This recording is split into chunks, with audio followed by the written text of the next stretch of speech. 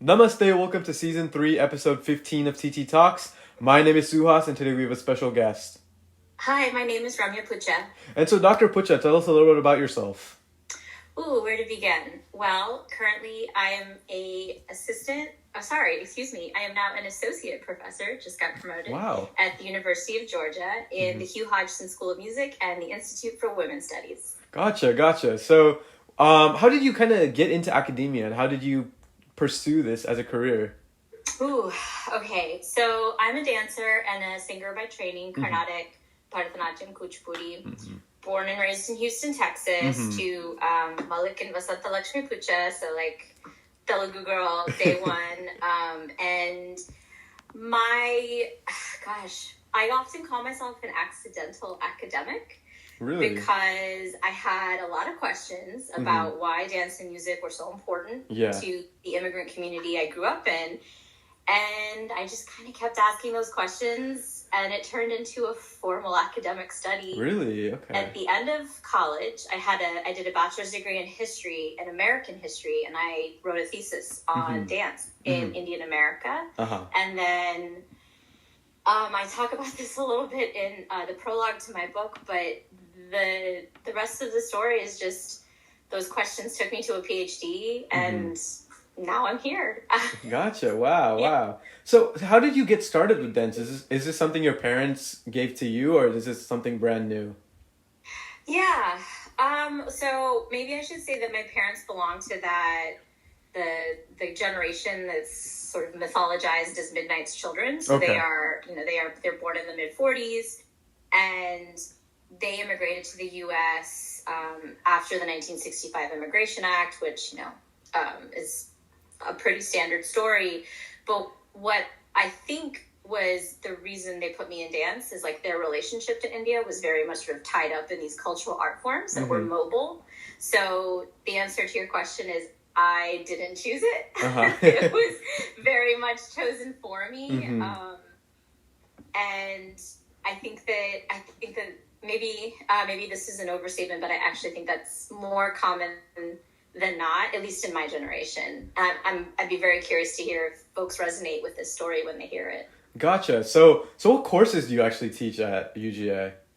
Ooh, okay. So this fall, for any of you UGA folks who are listening to this fall, I'm teaching a women's studies course called South Asian Feminisms.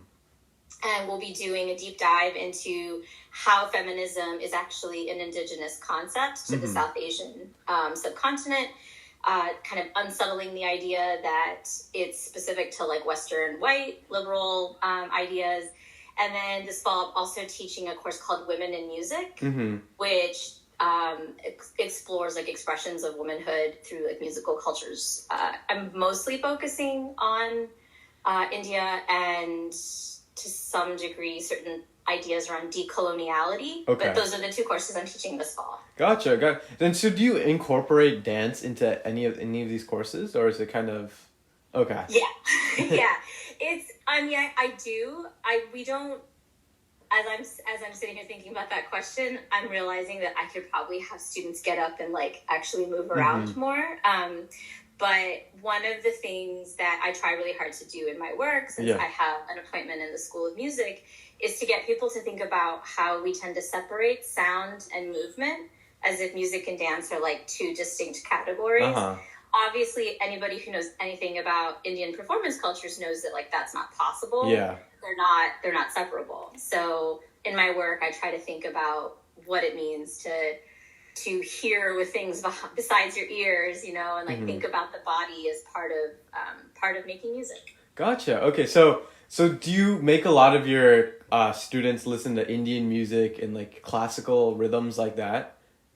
They are exposed to Indian systems, but I try really hard not to reproduce the like classical folk dichotomy. A lot of music departments who in the United States tend to, I think, this is my opinion, tend to unfairly privilege like the classical arts and put them on a specific, a specific register, like intellectual work that's done around them. So, and that tends to be, as you might guess, pretty casteist in the process. So I've been trying really hard to like unsettle those like hierarchies. Gotcha. And you mentioned, gotcha. Yeah. So one of the courses you mentioned, it was South Asian femininity and how South Asian feminism. Feminism. So how what is that? What's like an overview of that course? How is that relevant to the contemporary world? Well, I'm thinking about how I'm going to redesign it for the fall. You're giving me a head start on that in July. And one of the things I'm hoping to do this fall with this course is actually use contemporary media texts. So I haven't decided if Miss Marvel or Bridgerton or Never Have I Ever will make it into the mix. But I think that all of the themes that we explore in the class around like what it means to think about South Asian empowerment, South Asian women's empowerment, I should say, and how that tends to be wrapped up in ideas of beauty and like the patriarchy and like who chooses whom, being loved by white men, like all of that stuff is threaded throughout those shows. So I'm hoping classes like mine, and it's not specific just to women, of course. I think classes like mine will help South Asian folks and people who are interested in South Asian themes really understand like gender, race, empire, nation, and of course, caste. Gotcha. Okay, so actually, while we're on this topic, what is your opinion about South Asian portrayal on shows like Never Have I Ever or Bridgerton? Okay, so I have accidentally at this point in my life become the person who defends Mindy, and I don't know how that happened because I watched The Office. I watched her shows, and now at this point I've watched Never Have I Ever, and I haven't watched the most recent season yet. I feel like people are really quick to like see her as like a villain. Okay. And if you've been paying attention, I'm talking specifically about that show, but I think this applies even to the way that like there's a lot of conversation about Priyanka Chopra, where all of the shows that you named, the creatives behind it are really thinking about how to portray South Asian women in a way that is humanizing and that doesn't that gives them a full like range of emotion and complicated character. But the answer to I'm doing a terrible job of answering this in short form like a true academic. I like them.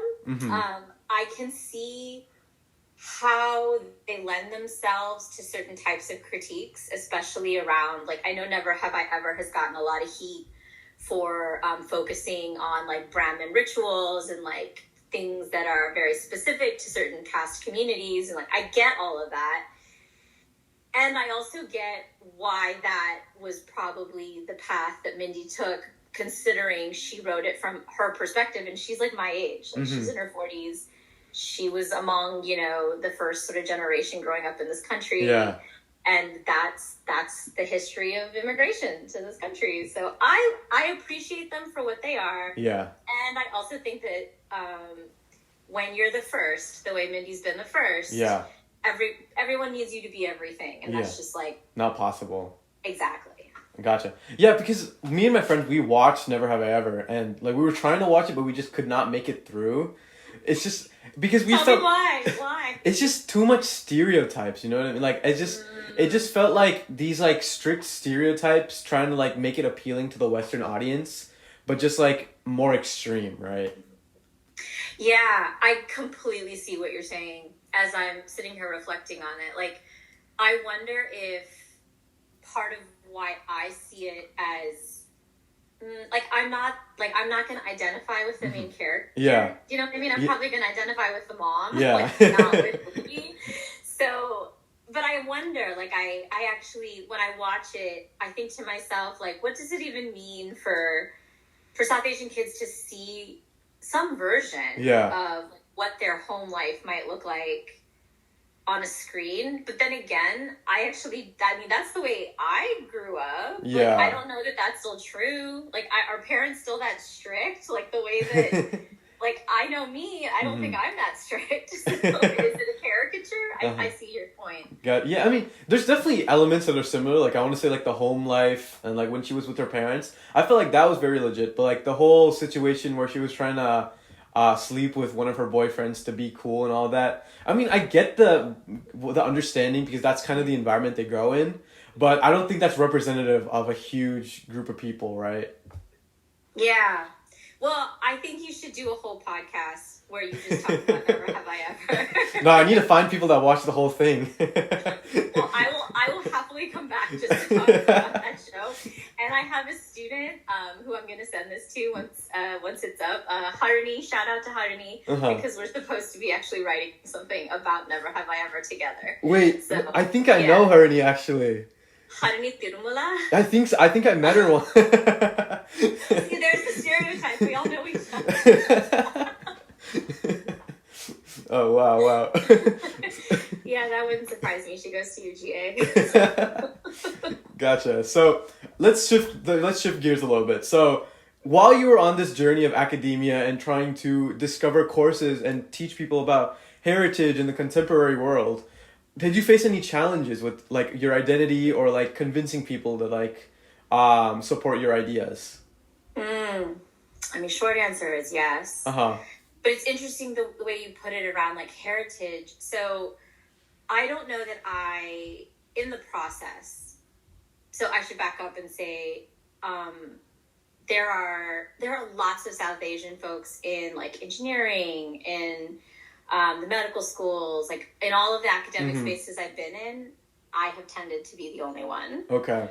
And on top of that, you know, I am Telugu. I'm not like part of there's a ton of people who speak Hindi maybe in these fields, but not a lot of people who work on South India, and even fewer who work on Telugu. Yeah. Like South Indian cultural studies is still predominantly Tamil. Like it's more populated by people. Like there's more Tamil studies folks, I should say. Yeah. That are established in the field. So I don't even think I had a sense of thinking in terms of heritage so much as trying to get people to understand that you couldn't tell the history of Andhra by studying like Delhi or Calcutta. Yeah. Like it was that sort of struggle for me early on, was like a regionalist thing. And then of course like a colonial lens, which like is saturated in South Asian studies. Like that's a journey, and that's been a struggle.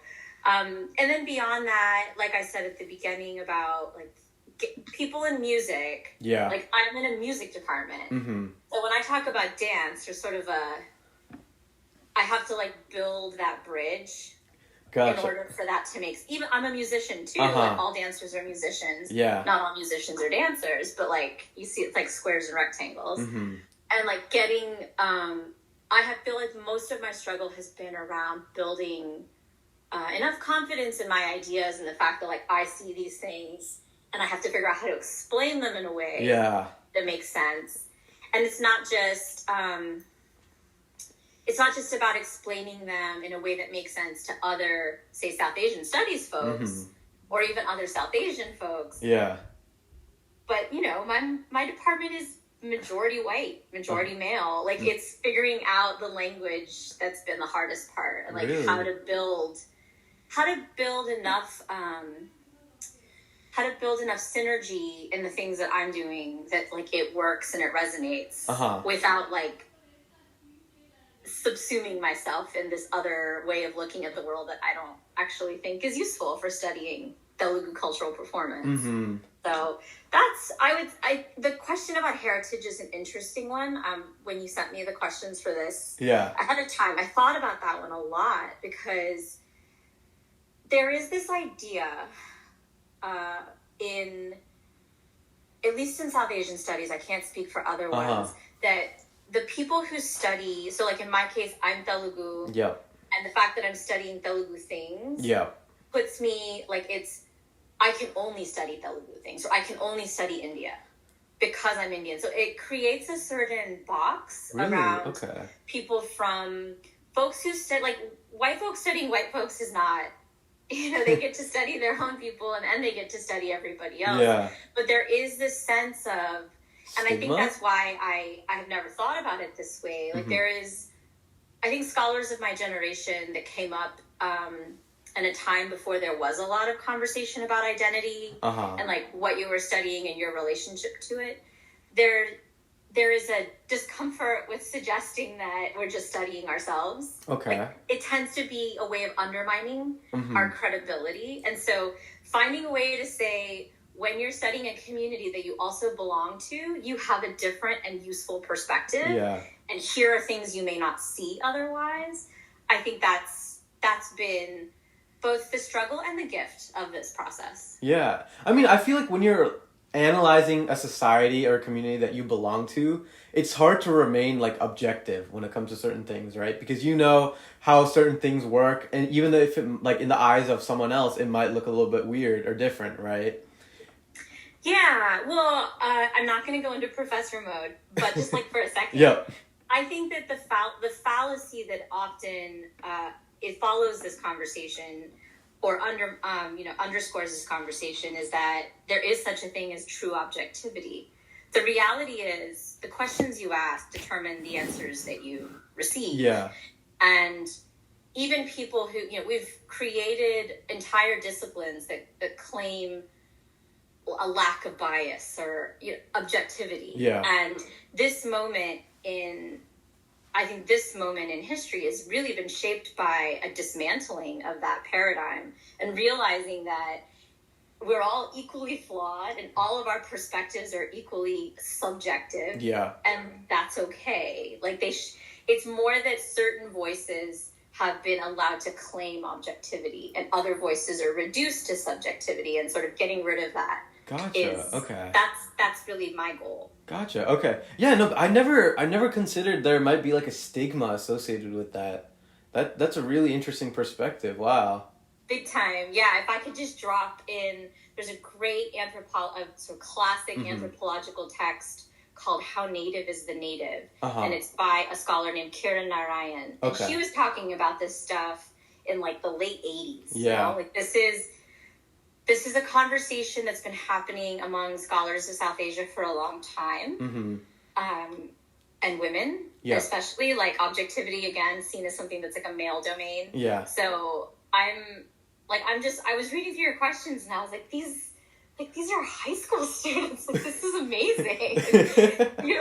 You're asking such thoughtful, it just gives me a lot of hope that we're actually it's gonna stick. Like, these conversations are gonna change something. Gotcha. Wow. So what would some strategies be to address these issues then? Well, I think conversations like this, step one. I think for a long time, the attitude that like the academy was this hallowed space, that was sort of, the ivory tower myth. I think that being able to like have conversations and think critically about how received knowledge and, where's it coming from, like asking all those questions is really important. And, one of the things that I notice with my students is like identity is absolutely an important part of how power operates. Yeah. But that's not to say that, and I want to be careful when I talk about this, because I notice a tendency to sort of dismiss out of hand scholars who, for example, are maybe British or white, who are studying India. Like, there is good scholarship that comes out of all sorts of places. It doesn't matter. Like, the identity of the scholar is an important thing for the scholar to be aware of and reflexive about. And if they can do that, then good scholarship can come from anywhere. Yeah, okay. Wow, okay. Yeah, I mean, I was looking through a lot of South Asian departments for a lot of prestigious universities, and a lot of them are Western historians. And I mean, there are a few South Asian individuals, but they're primarily Western individuals. So that was something I noticed, which was really cool as well, right? Yeah, it's the academy, like the way that we study India is very much a product of the colonial encounter, right? So like South Asian studies wouldn't exist were it not for the empire. Like, South Asia became an object of study. It exists because of colonialism. So I think this is going to take time. Yeah. And the thing I've started to learn how to do is, like, when you have these conversations and you see the person sort of get really in their feelings about it, like that's not on you. And like that's taken me a long time to like not try and like comfort them. Like just like, okay, you work through that. Like you also have an identity or, you know, Gregory, whatever. Like it's not only brown people have race. Yeah. White people have it too. You also have, you know, a nationality that is unmarked in these spaces. So it's okay. Like, get a therapist. I believe in you. Like, you can work this out. Wow. Actually, so let's switch gears one more time. So I know you're aware of probably the Dr. Gray Man. I think that's the Gray Man. With Dhanush in Chris Evans and I forgot the other guy. It's like that TV.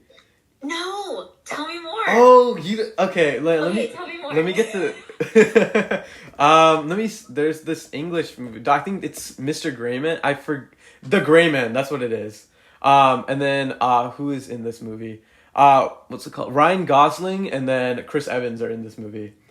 And so Dhanush is like portrayed as this like criminal boss guy that they have to fight to like get something. Do you think that representation such like this, like that, is forced in a way just to have that cultural representation aspect? Okay, so I haven't seen it, so let me make sure I'm like getting like the basics. So it's like the South Asian guy. Yeah. Is like a martial arts, like it's like a character where he has to be like dishum. Yeah. Okay. Then yes. I actually I wrote a thing that hopefully will be out soon. There's a great website for Telugu stuff called Maidanam. Maidanam? Okay. Yeah, and I wrote this piece for them about Natu. And like what you just said reminded me of what I wrote in that piece, which is that I think for white and like Western audiences, like Euro-American audiences, it's more comfortable to see Asian male characters as martial. Like any type of masculinity in those spaces is really coded through a certain type of like fight scene. Okay. And even what's his face? The guy from Silicon Valley who's like gotten really buff. What's his name? Oh, I know. Yeah, I know who you're talking about. Yeah, I feel terrible that I can't remember his name. But I think that's another great example where, again, like what qualifies as like masculinity has to be read through this like muscle man. Oh, Kumail Nanjiani or whatever. That him. Yeah. Yes. I haven't seen the movie you're talking about, but just thinking about the two characters, like Ryan Gosling and Chris Evans, like that seems like it would track. Like it's a very specific type of like cishet, like men who can fight. What I would be curious to see is, you know, a lot of these movies or a lot of these depictions, like so Natu is another great example, is like these men have these like Indian men in that case have this sort of innate sense of like bodily power at the scenes where they're like fighting the tigers. Yeah. You know, there's all this, it's very Orientalist, but it's also coded in a very specific way that these men are like more in touch with like nature and their abilities. Whereas like Euro-American men just like have guns. You know? I'm just waiting. I'm not asking for an Indian Rambo, but like Loki. I would watch that. Actually, no. On that point, when you mentioned Natu, did you hear about the Grammy performance? The Golden performance. There was all white. There was no South Asian people. Yeah, I did hear about this. There was a lot of controversy about that. That was a major fail on the part of the people who. I mean, I don't know. Okay, so my theory is, and I need to look it up because I'm honestly not sure. A lot of the people who perform at the Oscars have to be part of certain unions. Okay. So and if it's not enough, again, I don't know if that's true. I don't know if that's a true statement, because one of the things that is often an argument, right, when they don't cast a person from that, they don't cast a black character, they don't cast a character who, when they find a white person to like play the role. It's the argument is usually, there was no people from that demographic who were available, which is usually Like, come on, that can't be true. And the only thing I can think of that could be a possible, like, plausible deniability is that the contracts that they had for that just didn't allow them to. But so they should change the contracts if that is actually the problem. It was such a miss. I mean, the dancers did great, but... I know, I heard that they only had like 10 hours or something to learn the choreo, but I feel like you should still have at least some individuals from that, you know, that ethnicity and heritage. Yeah, well, yes. And I feel like the way that Natu Natu became this iconic representational win is in and of itself very strategic. Yeah. And I think we'll see. You know, we'll see how things go over the next few years. It'll be interesting to see if it actually leads to other types of major studios doing, you know, casting certain characters or writing certain scripts. All of that I would be curious to see if things actually change, because otherwise it will feel like very tokenized. Yeah. I mean, that I saw so many news articles about that. Like, at first I didn't really think much of it, you know what I mean? I was just happy that they won, first of all. Yeah. But I mean, looking back, like, they could have definitely done a better job. Yeah, no, I agree. There was a lot of rightful outrage about that, considering just what a big deal this moment was for the community. And, you know, like I said earlier, I think identity and representation and power kind of triangulated at all times. And this was a monumental thing. Like, it was a moment in history, and I wish it had been handled more sensitively, at the very least. Exactly, right. Okay. So this is kind of a follow-up type of question, but I was looking on your bio, and you said some of your publications were Namaste Nation and The Dancer's Voice. Could you explain a little bit about both of them? Yeah, sure. So The Dancer's Voice is the actual, like, real publication, as in it's a book. Okay. I wrote a book, and it's called The Dancer's Voice. And I'm hoping when you post this, I can, like, give you the deets. Of course, yeah. I'd love for it's about Telugu things, so I'd love people to check it out. So The Dancer's Voice is based on my research on Indian dance sort of cultures. Okay. And, like, who the Indian dancer is and who she becomes for different audiences. I really zoom in on Telugu dance cultures in the book. So though it doesn't really say it anywhere, I'm realizing this actually in retrospect, I don't do a good job of, like, flagging that this is Telugu studies anywhere in the blurb. It is actually Telugu studies. That's, like, all I talk about really in the book. I have a little bit of Hindi at one point, but thinking about how the dancer, specifically the Telugu dancer, comes to represent Indian womanhood in transnational spaces. So that was my first book project. It was a long time in the works. I started working on it in 2015. Wow. Yeah, and it just came out. So I'm very proud and relieved that it's out in the world. Namaste Nation grows out of some of the things that I talk about in the book. So Namaste Nation is not done yet. I'm working on it right now, but it is. I started working on it, and it's a research blog at the moment, and it's been a place to sort of think with other folks, especially during the pandemic. It was really useful to be able to write about things and connect with other people virtually, and that research comes out of the realization that both dance and yoga are certain types of exports from India, right? They're both coded in ways that are gendered, that are very nationalistic, that seem to be sort of attached to, like, Hindu identities. But yoga has become this commercial wellness juggernaut in ways, like, it has become detached from India in ways that Indian dance still remains very, like, domesticated and specific. So I'm fascinated by why. And that, I think, is sort of, like, the main question of this project. Is, like, dance and yoga are both performance practices. You cannot tell me that yoga is not performative. It is incredibly performative. People, you just take one look at like Instagram and you will see what it means to think of yoga as a performance.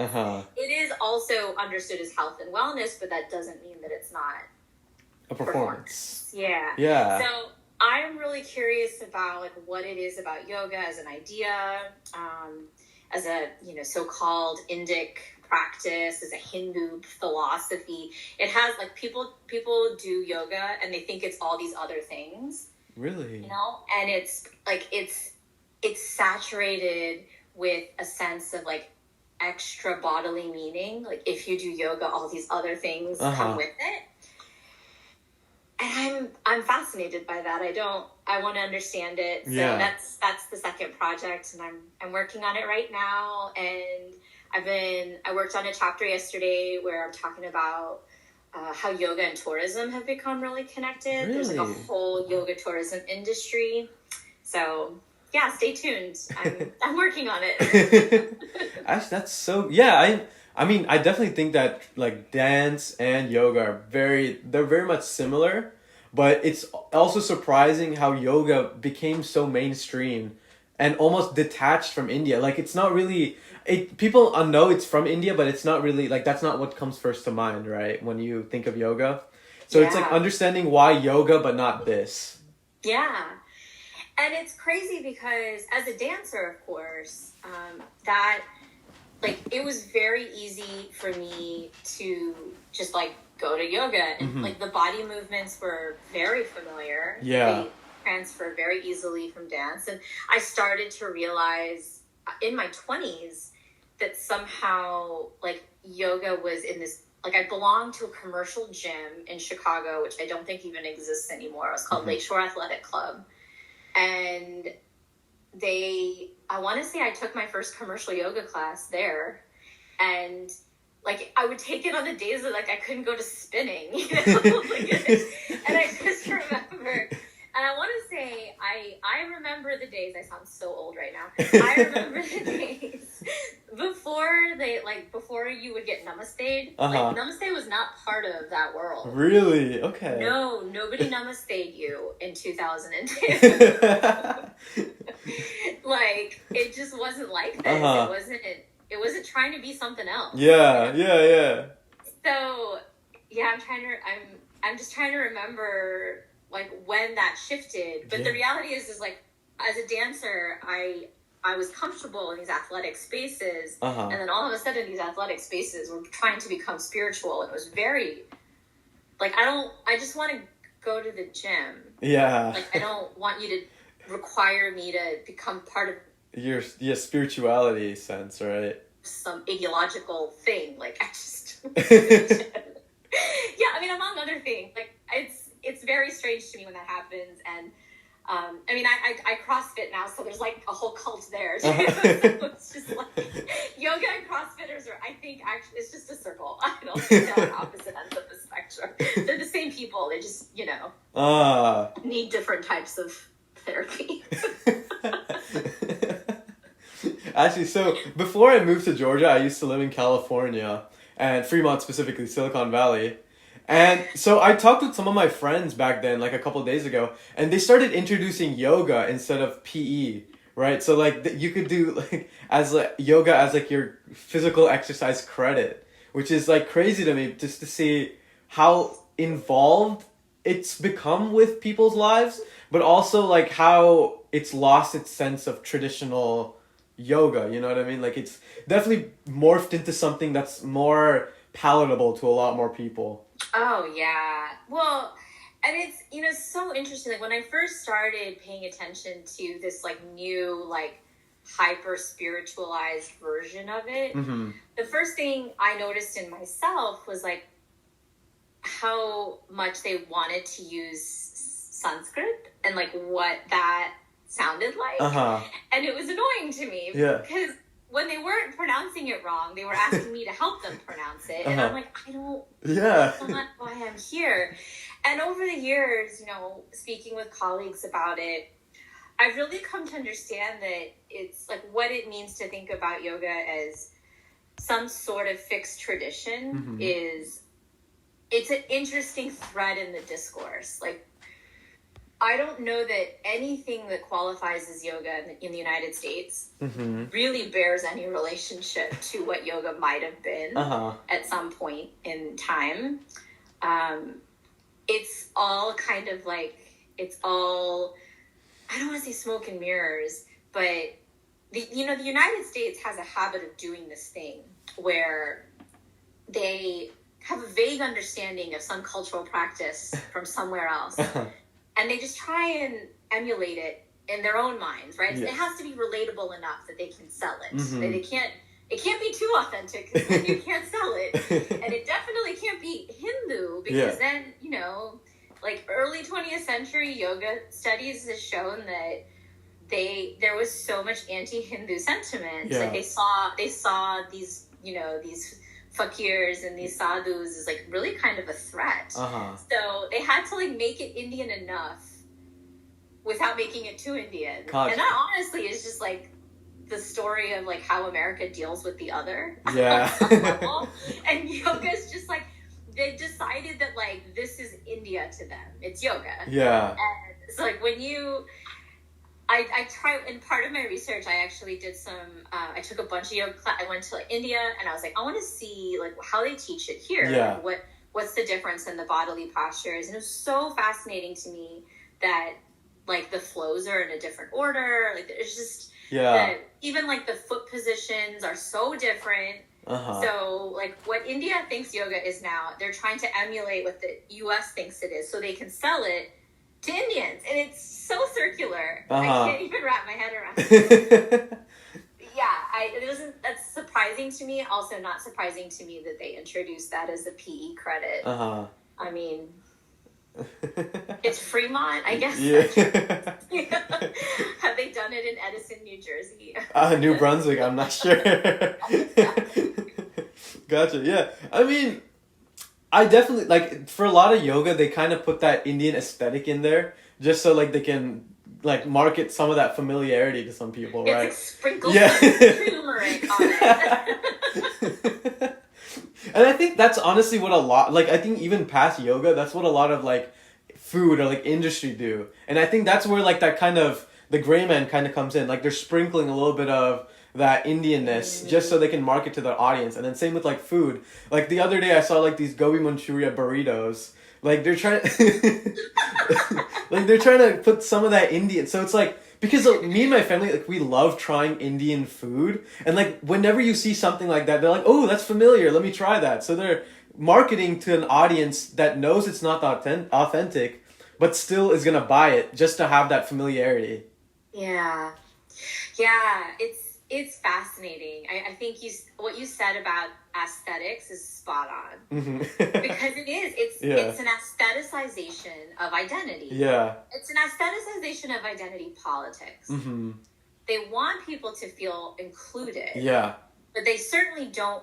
I had a friend say to me once, have you ever noticed that whenever they do this sort of like gobi Manchurian burrito, which sounds wild, I'm going to need you to tell me where I can try that, that they can only have one ingredient be other.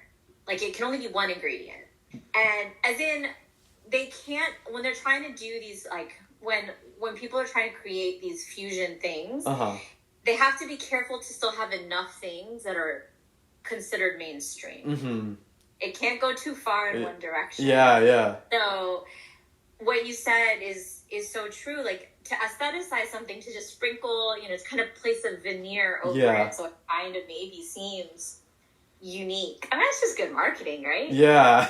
Like new packaging. It's like really all it is. Exactly. I definitely like they put in, like, one day I saw something like they put paneer instead of tofu, but everything else was the same, right? And then they put all this, like, Indian marketing all over that. They were branding it to, like, Patel Brothers and, like, other places like that. So it's like they're utilizing South Asian culture like that, but it's not considered wrong because it is a marketing tactic. You know what I mean?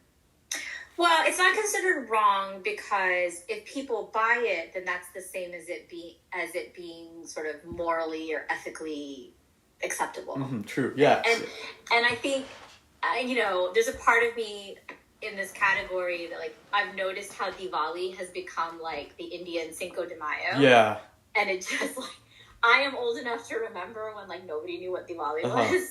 And, like, on a US based conversation, no one had heard of Diwali. Like, it's those sorts of moments where I'm like, I guess this is good. Like, I guess this is progress. But it also just feels like just more capitalism. So I'm not sure.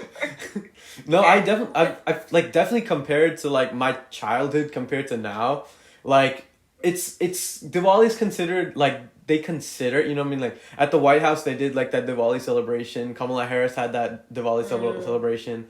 Like, it does, I love that there is representation, but there's also associated negativities when it comes to that, you know what I mean? Yeah, no, I do. And I will say too that the way that representation tends to happen, to come back to Mindy, is it's one person or one thing. Yeah.